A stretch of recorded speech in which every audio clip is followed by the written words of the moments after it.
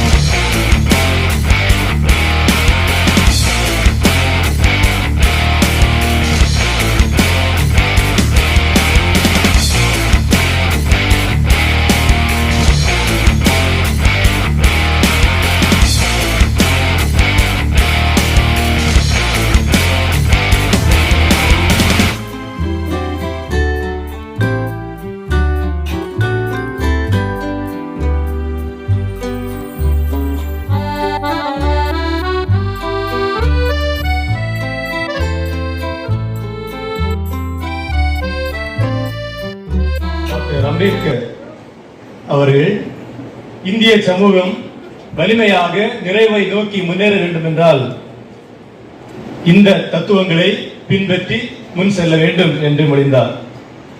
கற்பி, ஒன்று சேர், போராடு.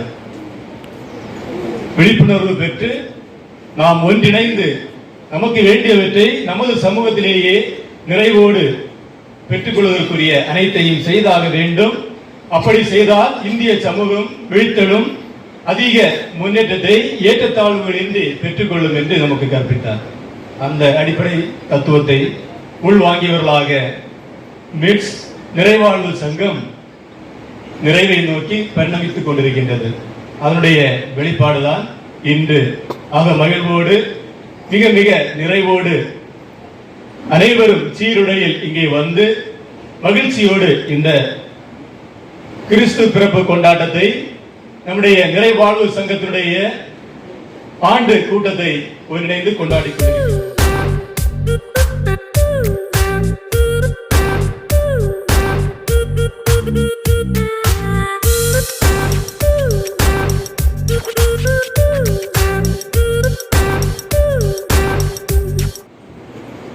Pannola Bank Executive Vice President, HP அவர்களே, assistant director of prosecution Kanniyakumari Mrs Jebajeeva அவர்களே,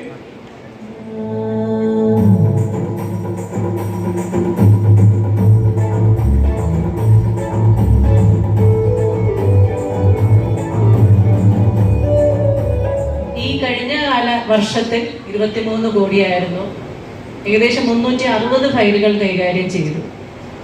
അതൊക്കെ തന്നെയും ഏറ്റവും അർഹിക്കപ്പെട്ട കൈകളിലാണ് എത്തിയെന്നുള്ളതിൽ വളരെ സന്തോഷം. ഒത്തിരി പ്രോഗ്രാംസ് ഇന്ന് ഞാൻ ഇവിടേക്ക് വരുന്ന വഴി ക്രിസ്റ്റൽ, നിങ്ങൾക്ക് എല്ലാവർക്കും പരിചിതമായ ക്രിസ്റ്റൽ പറഞ്ഞത് മൊബൈൽ ഫോൺ റിപ്പയറിംഗ് ട്രെയിനിങ് വരെ കൊടുക്കുന്നുണ്ടെന്ന്. എത്ര ശരിക്കും അത്ഭുതത്തോടു കൂടിയാണ് ഞാനത് കേട്ടത്.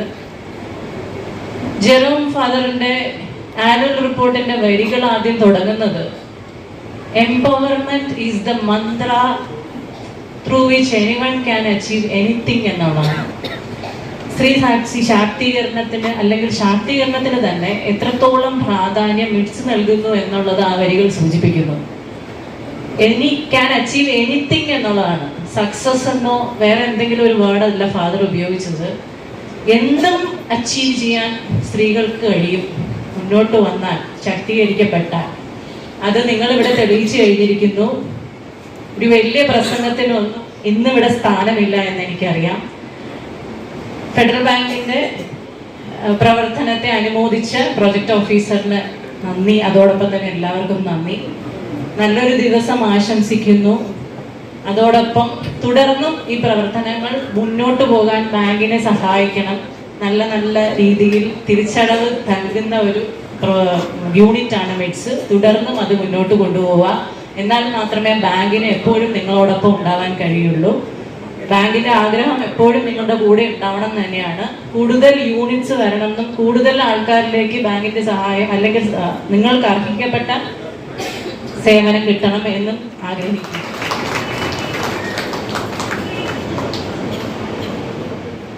ஒரு சமூகம்னா என்ன? நம்ம இப்ப இருக்கிறது ஒரு சமூகம், கரெக்டானா? ஆதி காலத்திலேயே பார்த்தீங்கன்னா ஒரு ஆணும் பெண்ணும் குழந்தைகளுமாக வாழ்ந்து வந்தாங்க. ஒரு இடத்துல அவங்களோட ரிலேஷன்ஸ் சேர்ந்து வாழ்ந்தாங்க. இன்னைக்கு நம்ம ஊர்ல பார்த்தீங்களா, நிறைய கிராமங்களில் போனீங்க என்ன சொல்லுவாங்க, இதே எங்க பங்காளி, என் சொக்காரன், என் சொந்தக்காரன், என் உறவுக்காரன். பார்த்துருக்கீங்களா? இந்த சிட்டியில போனவங்களுக்கு தான் அதெல்லாம் கொஞ்சம் குறுப்பின இல்லை. நம்மளாம் கொஞ்சம் கிராமத்தில் தானே இருக்கோம், நமக்கு அந்த குடுப்பினை இருக்குது தானே. என் சொந்தக்காரங்கன்னு சொல்றதுல இப்போ நான் சொல்றேன் பாருங்க, என் ஸ்கூல் ஜூனியர், என் ஸ்கூல் அப்படிங்கிறதும் ஒரு சமுதாயம். இதே மாதிரி தான் நீங்க அந்த காலத்துல எடுத்துக்கிட்டீங்கன்னா ஒரு ஆணோட நடைமுறை பழக்கம் என்னவா இருந்தது? வேட்டையாடுறது. அப்போ ஒரு பெண்ணுக்கு வீட்டுல இருந்து பிள்ளைங்களை பாக்குறதா அப்படின்னு நினைச்சிட்டு இருக்கீங்களா? கிடையாது. அங்கதான் நம்ம தப்பு பண்றோம். நீங்க அந்த காலத்துலயும் பாத்தீங்கன்னா ஒரு ஆண் வேட்டையாட போறவரு வீட்டுக்கு வர லேட் ஆனா அந்த பிள்ளைங்களை அந்த வேட்டையாடுற மிருகமோ ஏதோ ஒண்ணு வந்து சேர்ற வரைக்கும் பட்டினி போட்டுட்டா இருந்தாங்க? கிடையாது. நம்ம எல்லாம் பயங்கரமான ஆண்களாக்கும். வெளியில போன ஆள் வர்றதுக்கு லேட் ஆச்சுன்னா பக்கத்துல கிடைக்கிற ஒரு முயலையோ இல்லைன்னா ஏதோ ஒரு சின்ன பறவையோ அடிச்சு பிள்ளைங்களுக்கு சமைச்சு கொடுத்துட்டாங்க. இல்ல பக்கத்துல கிடைக்க பழங்களோ கொடுத்தாங்க. நம்புறீங்களா இல்லையா? நீங்க ஊர்ல பாருங்க, எந்த தாயாரு பிள்ளைய பட்டினி போட்டுட்டு இருக்கா இல்லையா?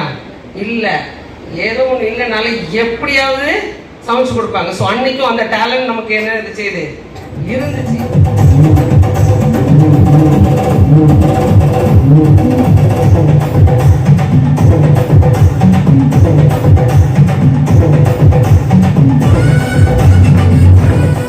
தொடக்கமாக தேனை நமக்கு எடுத்து தருகின்றது.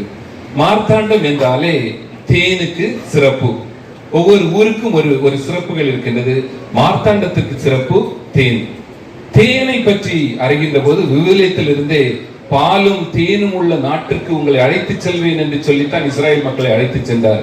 நானும் ஒருவேளை இந்த மாமனுடைய முதல் முயற்சியாக இந்த தேனை நினைக்கின்ற போது உணவும் மருந்துமாகிய முதல் பொருள் எதுவென்றால் அது தேன் தான். ஒரு தேனி 500 பூக்களை குறைந்தபட்சம் சந்தித்து உருவாக்குகின்ற ஒரு துளி தேனை நாம் உணர்ந்து உண்டோம் என்றால் அது பெரிய அருமருந்து. இந்த தேனோடு ஒரு சில கூட்டு பொருட்களை சேர்க்கின்ற போது அது பல வகையான மருந்தாக மாறுகின்றது. குறிப்பாக தேனில் பொட்டாசியம் இருக்கின்றது, துத்தநாகம் இருக்கின்றது, பல பொருட்களில் இல்லாத பல தாதுக்கள் இருக்கின்றது. அதை மிக நேர்த்தியாக உண்மையான தரமான பொருளாக இந்த மாம் நிறுவனம் முதலில் எடுத்து செல்ல ஆசைப்படுகின்றது. இந்த தேனை நாம் பல வேளைகளில் தேனுடைய மதிப்பு தெரியாமல் நாம் விவிலியத்தில் கேட்டது போல நல்ல ஒரு பொருளை வாங்கி ஒரு தேவையில்லாத ஒரு பொருளில் வைத்து விட்டோம் என்றால் அந்த நல்ல பொருள் இல்லாமல் போய்விடும். பல வேளைகளில் இந்த தேன் ஒரு சின்ன நெகிழி பொருட்களினால், பிளாஸ்டிக் பொருட்களினால் இல்லாமல் ஆகிவிடும். அது திறக்கப்படுகின்ற போது அந்த இடத்தில் எல்லாம் பூஞ்சனம் பிடிக்கும். அதற்கு மாற்றாக மாம் நிறுவனம் மிக தீவிரமாக கண்ணாடி குவளைகளில் அவற்றை நமக்கு எடுத்து தருகின்றது. அதை மிகவும் பாதுகாப்பாக தினம் தினம் பயன்படுத்துகின்ற பொருளாக இந்த தேன் நம்முடைய வீடுகளுக்கு, நம்முடைய சமையல் அறைக்கு, நம்முடைய உணவறைக்கு வர வேண்டும் என்று ஆசைப்படுகிறேன். ஏனென்றால் இந்த தேன் பல வகையான நோய்களுக்கு ஒரு மருந்து, அருமருந்து. வாதம், பித்தம், கபம் என்று சொல்லுவார்கள் சித்தத்தில்.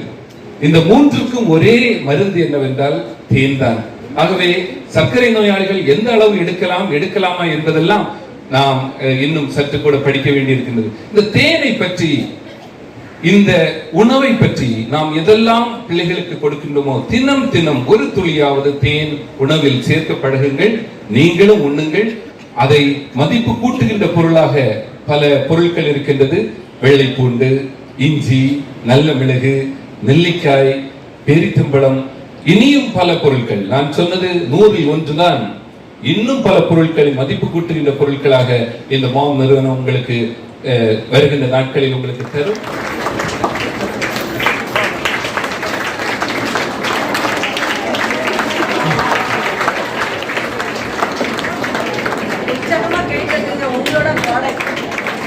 தொடர்ந்து இதனுடைய உன்னத தன்மை, நல்ல தன்மை வழங்குவது அனைவருக்கும் வழங்கப்படுகின்றது. எந்த ஆசிரியர் பள்ளிக்கூடத்திலிருந்து ஓய்வு வரும்போது நான் ஓய்வு பெற்று விட்டேன், நான் இனி அசையா சொத்தாக நாற்காலி நிறைந்து உட்காருவேன் அப்படின்னு நினைச்சா அன்னை தொட்டு அவருக்கு என்ன வரும்? பிரஷர் வரும், சுகர் வரும், எல்லா நோய்களும் வரிசையா வரும்.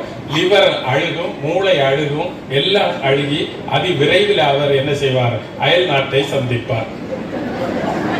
அயல் நாட்டை சந்திப்பார். அதை உழைத்து கொண்டே இருக்கணும். அதுக்கு ஓய்வு ஒன்றும் கிடையாது. அந்த உழைப்பு அடிப்படை உரிமை. ஒரு வேலை தரணும். யார் எனக்கு என்ன வேலை தராவிட்டாலும் எனக்குன்னு செய்கிறதுக்கு ஒரு வேலை இருக்கும். பெண்கள் குடும்பத்தில எவ்வளவோ வேலைகள் முன்னால செய்துட்டு இருந்தாங்க. சமைக்கிறது ஒரு பெரிய வேலை. உலகத்துல எந்த நாட்டிலையுமே இப்படி 4 நேரம் சூடா சாப்பிடுகிறது இல்லை. எல்லாரும் காலையில எடுத்து பிரெட் இந்த மாதிரி எடுத்து வைக்கிற உணவு தான்.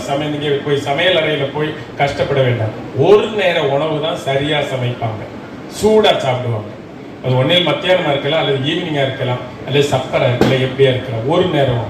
நம்ம இந்த நாட்டுல தான் நம்ம இப்படி 4 நேரமும் சூடா என்ன செய்யணும்? சமைக்கணும். இனி சாப்பாடுன்னா நமக்கு இந்த உழைக்காம உண்ணுகிற சிலர் உண்டு. இந்த நாட்டில தான் என்ன ஆயிடுச்சு? ஒரு சமூகத்துல உயர்ந்த நிலையில் ஒருவர் வந்து விட்டால் அவருடைய பிள்ளைகள் உழைக்க கூடாது, நிலத்துல கால் ஊனக்கூடாதுன்னு ஒரு எண்ணம் ஆகி போச்சு. அமெரிக்க பிரசிடண்டா இருந்த ஒபாமாவினுடைய மகள் ஹோட்டல்ல வேலை செய்யறாங்க. யாரும் அதை வித்தியாசமா பார்க்கலையே. நம்ம இப்போ இந்த எம்எல்ஏக்கு மகன் ஒரு ஹோட்டல்ல வேலை செய்யறாருன்னு வச்சுக்கிடுங்க. நீங்க எல்லாரும் சொன்னீங்க, ஐயே இது என்ன எம்எல்ஏக்கு மகன் இப்படி வேலை செய்யலாமா? இதுதான் நம்ம தப்பு. இதுதான் நம்முடைய இப்ப என்ன செய்யறாங்க பிள்ளைகள்? இன்னைக்கு வளர்ந்த இளைஞர்களா இருக்கிறவர்களுக்கு காலின் நிலத்துல படுகிறது இல்லை. பிறந்த 3வது நாளே பஞ்சு வச்சு பொதிஞ்சு கட்டி குழந்தைகளுக்கு காலை நிலத்துல பட விடுகிறதே இல்லை. அதனால என்ன? அவங்களுக்கு இந்த நிலத்தோட ஒரு தொடர்பு.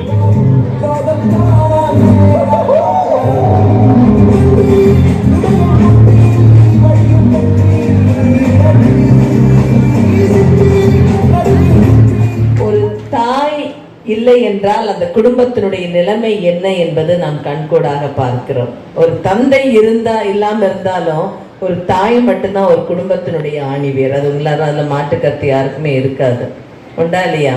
ஒரு குழந்தைய அப்பா சம்பாதிச்சுட்டு போயிடுவார், சம்பாதிச்சு கொடுப்பாரு, அதுல இல்லை. ஆனா அந்த குழந்தைய வளர்ப்பதற்கும், குழந்தையுடைய படிப்பாகட்டும், உணவாகட்டும், குழந்தையுடைய எதிர்காலத்திற்காகவும் பார்த்து பார்த்து வளர்த்து பொறுப்பாக அந்த குடும்பத்தை அடுத்த நிலைமைக்கு எடுத்து செல்பவள் நீங்கள் ஒவ்வொருவரும் தான் என்பதை மறந்து விடாதீர்கள். இதற்காக ஏன்னா ஒரு 10 ரூபாய் கிடைச்சி புருஷங்கார கொண்டு வந்தானா நம்ம எல்லாம் என்ன பண்ணுவோம், ஒரு 2 ரூபாய் எடுத்து எங்கேயாவது டிங் அடி ஒழிச்சு வச்சிருவோம். பண்ணுவோமா இல்லையா? அவர் ஒருவேளை 100 ரூபாய் சம்பாதிப்பாரு, ஆனா நமக்கு வர்றது 10 ரூபாய் தான் இருக்கும். ஆனா அந்த 10 ரூபாயில நம்ம 2 ரூபாய் எடுத்து ஒழிச்சு வைப்போம். அந்த ஒழிச்சு வச்சுட்டு தான் நம்ம என்ன பண்ணுவோம், பிள்ளைங்களோட தேவைகள் அல்லது சின்ன சின்னதா நகை வாங்குறது, குடிகார புருஷங்கிட்ட இருந்து தப்பிக்கிறதுக்கு, இதெல்லாம் நம்ம பண்றது உண்டா இல்லையா? இது பெண்களான உங்களால் மட்டும்தான் முடியும்.